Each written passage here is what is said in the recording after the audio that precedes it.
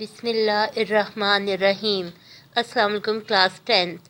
آج ہم پڑھ رہے ہیں نظم نمبر 4 کے شاعر علامہ اقبال کے بارے میں۔ 9 نومبر 1877 سے لے کر 21 اپریل 1938۔ علامہ محمد اقبال رحمۃ اللہ سیالکوٹ میں پیدا ہوئے۔ ابتدائی تعلیم وہیں حاصل کی۔ انٹر اسکاٹ مشن کالج سے کرنے کے بعد گورنمنٹ کالج لاہور سے BA اور MA کیا۔ پنجاب یونیورسٹی لاہور میں کچھ عرصہ ملازمت کرنے کے بعد انگلستان چلے گئے۔ لندن سے بار ایٹ لا کرنے کے بعد جرمنی سے PhD کی۔ واپس آ کر وکالت کرتے رہے۔ 1938 1938 21 اپریل 1938 میں فوت ہوئے۔ لاہور میں شاہی مسجد کے باہر آسودہ خاک ہیں، دفن ہیں۔ وہاں پر آسودہ کا مطلب ہوتا ہے پرسکون، خاک میں پرسکون ہے، وہاں پر ان کی تدفین ہوئی، وہاں پر ان کی قبر ہے، لاہور شاہی مسجد کے باہر۔ علامہ محمد اقبال ہمارے قومی اور ملی رہنما ہیں۔ اردو اور فارسی زبان کے عظیم شاعر ہونے کے علاوہ ایک مفکر اور فلسفی کی حیثیت سے بھی مشہور ہیں۔ وہ 20ویں صدی میں اسلامی نشاط ثانیہ کے ایک بڑے علم بردار تھے۔ انہوں نے اپنے فکر و فن سے مشرق و مغرب کے ادیبوں، شاعروں اور عام لوگوں کو بہت متاثر کیا۔ ان کی نظم و نثر کے تراجم 30 زبانوں میں ہو چکے ہیں۔ اردو اور فارسی کلام کے علاوہ ان کا نثری سرمایہ بھی شائع ہو چکا ہے۔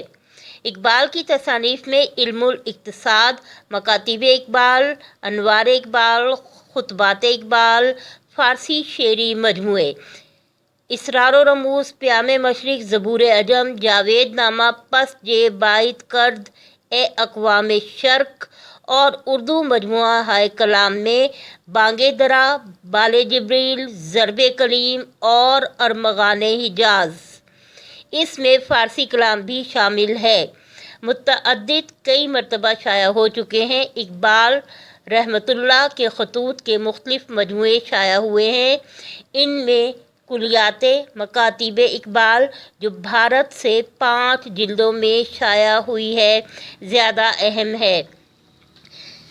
اسٹوڈنٹس، ہمیں مضمون آتا ہے میری پسندیدہ شخصیت یا ڈاکٹر علامہ محمد اقبال کے حوالے سے، تو ہم یہ تعارف بھی وہاں پر لکھ سکتے ہیں۔ ان کی شخصیت کے حوالے سے ہے۔ اس کے ساتھ ساتھ آپ نے 9th میں پڑھا ہے پیوستہ رہ شجر سے امید بہار رکھ، وہاں بھی علامہ اقبال کا تعارف ہے۔ آپ کی اسی کتاب میں علی بخش جو علامہ اقبال کے ملازم خاص ہیں، ان کی زبانی علامہ اقبال کی زندگی، گھریلو ایک سیدھی سادی زندگی کے حوالے سے، ان کی مصروفیات کے حوالے سے بھی ایک سبق ہے۔ تو ہم یہ سب کچھ جو ہے ترتیب سے ایک مضمون کی شکل میں لکھ سکتے ہیں۔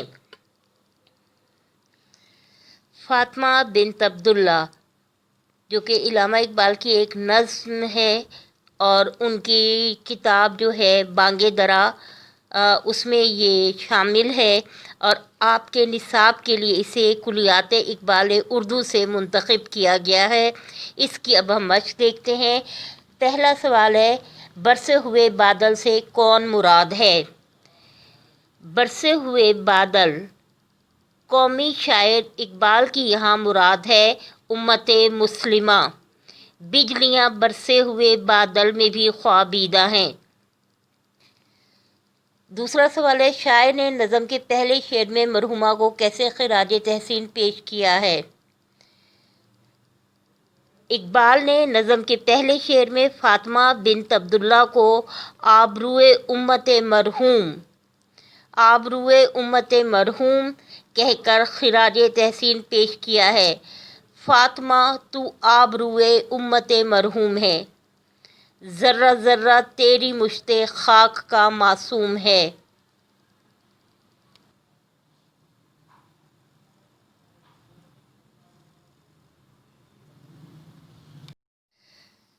فاطمہ کو راکھ میں دبی ہوئی چنگاری کیوں کہا گیا ہے؟ فاطمہ کو راکھ میں دبی ہوئی چنگاری اس لیے کہا ہے کیونکہ اس کی بہادری، قربانی، جانفروشی امت مسلمہ کے سوئے ہوئے جذبات کو بھڑکانے کا سبب بنی۔ ایک جذبہ تازہ دیا اس نے دلوں کو۔ نظم میں تازہ انجم کے ظہور کا مفہوم واضح کریں۔ تازہ انجم کے ظہور سے اقبال کی مراد نوجوان، باصلاحیت، باکردار، باشعور قیادت، نسل نو کا علم، صلاحیتیں ہیں۔ اقبال آنے والی نسل سے پرامید ہیں۔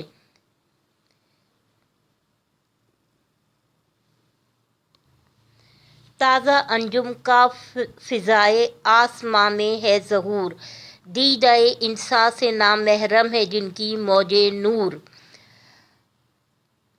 آنکھ کی شبنم افشانی سے کیا مراد ہے؟ آنکھ کی شبنم افشانی سے اقبال کی مراد فاطمہ کی جدائی میں غمزدہ دل کا اور آنکھ کا رونا ہے۔ فاطمہ گو شبنم افشاں آنکھ تیرے غم میں ہے۔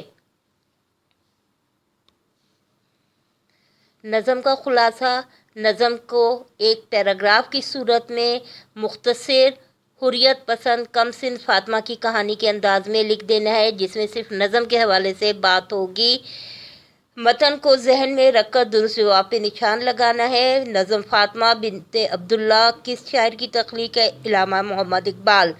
یہ نظم کس مجموعہ کلام سے لیا گیا ہے؟ بانگ درا۔ فاطمہ بوقت شہادت کس فرض کی ادائیگی میں مصروف تھی؟ پانی پلانے میں۔ شاعر نے فاطمہ کو حور کہا ہے، صحرائی۔ اپنی خاکستر سے شاعر کی کیا مراد ہے؟ اپنی خاکستر سے شاعر کی مراد یہ ہے، اقبال کی مراد یہ ہے، امت مسلمہ میں آج بھی ایسے لوگ موجود ہیں جو کہ جاں فروش ہیں، جو کہ وہ جذبہ رکھتے ہیں، اور جس قوم میں بچے ایسے جذبہ رکھتے ہوں اس قوم کو مٹایا نہیں جا سکتا۔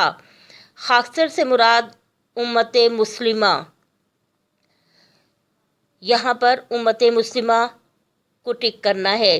اس کے بعد ہے اعراب لگا کے تلفظ واضح کرنا ہے۔ سکائی، خاکستر، نشاط، جسارت، ذرہ، تربت، سپر۔ سوال نمبر 5 ہے، دیدہ انسان سے شاعر کی کیا مراد ہے؟